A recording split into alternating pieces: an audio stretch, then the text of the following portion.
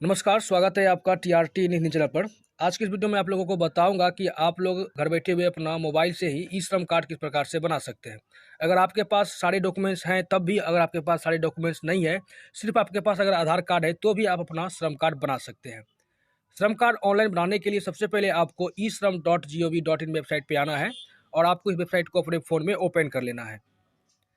जैसे ही आप इसे ओपन करेंगे तो इसको स्क्रॉल करना है, तो यहाँ आपको मिलेगा registration in totally free register on E Shram. आपको इस पर क्लिक करना है। अगर आपने पहले से बनाया हुआ है श्रम कार्ड और उसमें कुछ मिस्टेक हो गया है तो ऑलरेडी रजिस्टर अपडेट पर क्लिक करके आप उसे अपडेट भी कर सकते हैं। तो यहाँ पे मैं नया बना रहा हूँ, इसलिए मैं यहाँ पर रजिस्टर ऑन ई श्रम पर क्लिक करूँगा। जैसे ही आप इस पर क्लिक करेंगे तो यहाँ पर आपसे सबसे पहले पूछा जाएगा कि आधार कार्ड के साथ जो भी आपका मोबाइल नंबर लिंक होगा, आप उस मोबाइल नंबर को यहाँ पर फिल करेंगे। मोबाइल नंबर दर्ज कर देने के बाद नीचे जो आपको कैप्चा कोड दिखाई पड़ रहा है, कैप्चा कोड को सेम टू सेम आपको यहाँ पर लिख देना होता है। कैप्चा कोड में गलती ना करेंगे, अगर गलती करने के बाद यह आपका फिर से इनवैलिड बताएगा। अब यहाँ पे दो आपको ऑप्शन दिखाई पड़ेंगे, employ provident fund organisation EPFO में अगर आपका नाम है तो आप इसे यस करेंगे, अगर नहीं है तो दोनों को आप नो करके सेंड ओटीपी पर क्लिक करेंगे। अब आपके रजिस्टर मोबाइल नंबर पर एक ओटीपी आ जाएगी। अब आपको उस ओटीपी को यहाँ पर दर्ज करना होता है। ओटीपी दर्ज कर देने के बाद यहाँ आपको सबमिट का ग्रीन कलर का दिखाई पड़ेगा, आपको इस पर क्लिक करना होता है। क्लिक करने के बाद अब यहाँ पर आप अपना 12 अंकों का आधार कार्ड संख्या दर्ज करेंगे।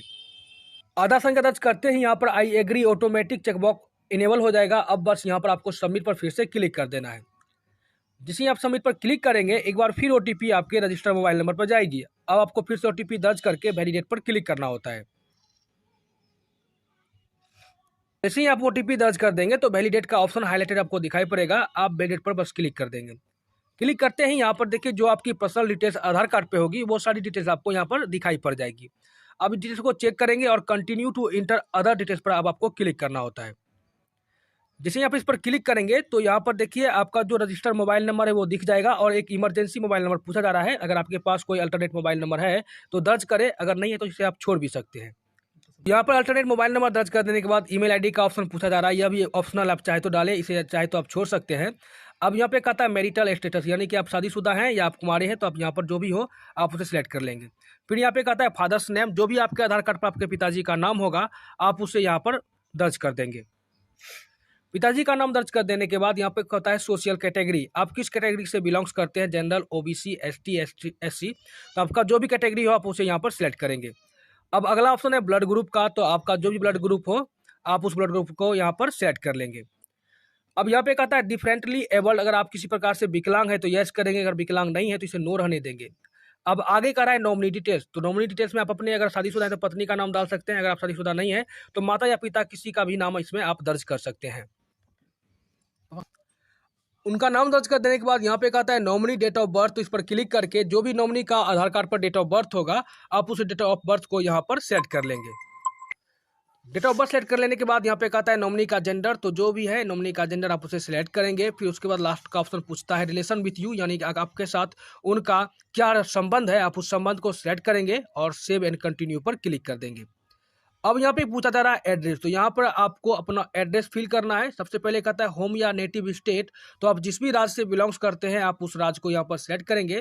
फिर कहता है करंट एड्रेस में अर्बन और रूरल, आप जिस भी एरिया से बिलोंग्स करते हैं उस एरिया को आप यहाँ पर सेलेक्ट कर लेंगे। अगला कहता है हाउस नंबर, तो आपका जो भी हाउस नंबर हो आप उसे यहाँ पर फिल करेंगे। लोकेलिटी आपके आधार कार्ड से ऑटोमेटिक फिल रहेगा। एक बार फिर से आपको अपना स्टेट सेलेक्ट करना है, उसके बाद फिर से आपको अपना डिस्ट्रिक्ट सेलेक्ट कर लेना है और यहाँ पे कह रहा है सब डिस्ट्रिक्ट या तहसील जो भी आपका पड़ता हो आप उसे सेलेक्ट कर लेंगे। पिन कोड आपका ऑटोमेटिक सेलेक्ट रहेगा।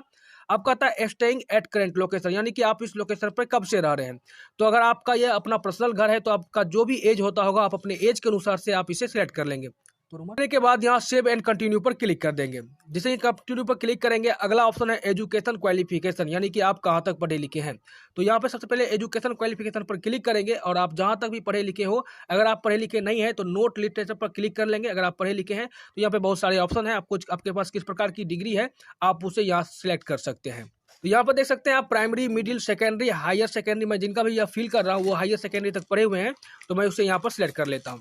उसके बाद यहाँ पे कहता है एजुकेशन सर्टिफिकेट, अगर आपके पास सर्टिफिकेट उपलब्ध है तो आप इसे अपलोड कर सकते हैं, अगर उपलब्ध नहीं है तो आप इसे छोड़ भी सकते हैं, कोई भी आपत्ति नहीं होने वाली है, आपका श्रम कार्ड बन जाएगा।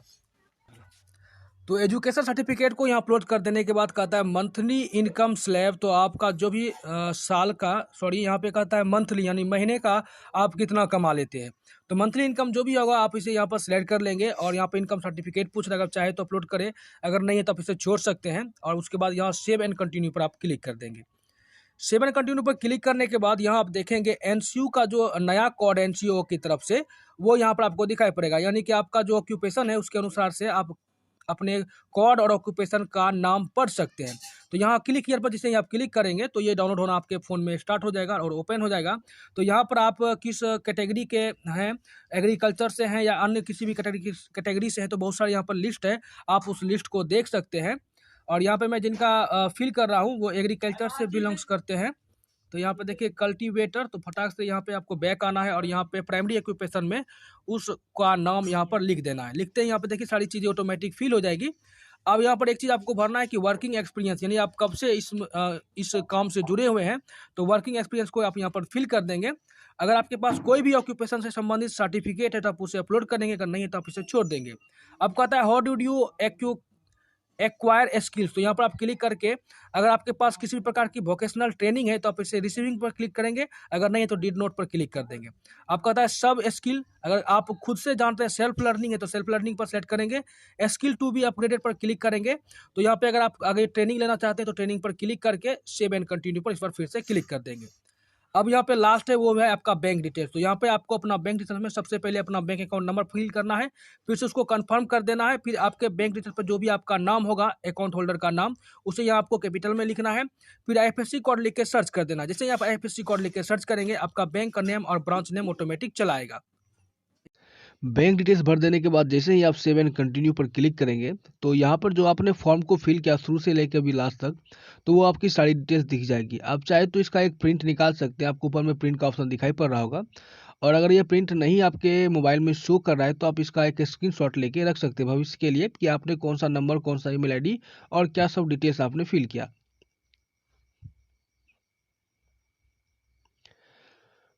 तो नीचे जो आपको एक डिक्लेरेशन का ऑप्शन दिखाई पड़ रहा होगा, आई अंडर टेक डेट, इस चेकबॉक्स को इनेबल कर देंगे आप। और उसके बाद लास्ट में जैसे ही आप सबमिट पर क्लिक करेंगे तो आपका श्रम कार्ड यानी कि यूएएन कार्ड आपका बनके तैयार हो जाएगा। बस यहाँ पर देखिए आपको डाउनलोड यूएएन कार्ड का ऑप्शन दिखाई पड़ेगा, आप इस पर क्लिक करेंगे तो आपका जो ई श्रम कार्ड है वो डाउनलोड हो जाएगा।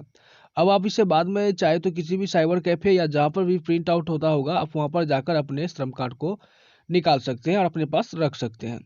और दोस्तों अगर आपको परेशानी हो रही है श्रम कार्ड डाउनलोड हो जाने के बाद या आधा अधूरा आपके मोबाइल में दिखाई पड़े, जैसा कि अभी आप देख पा रहे होंगे, तो इसे किस प्रकार से ठीक से डाउनलोड करना है वो भी मैं आपको तरीका बता दूंगा दूसरे वीडियो में। तब तक के लिए धन्यवाद। वीडियो को पूरा देखने के लिए आप सभी साथियों का बहुत बहुत धन्यवाद।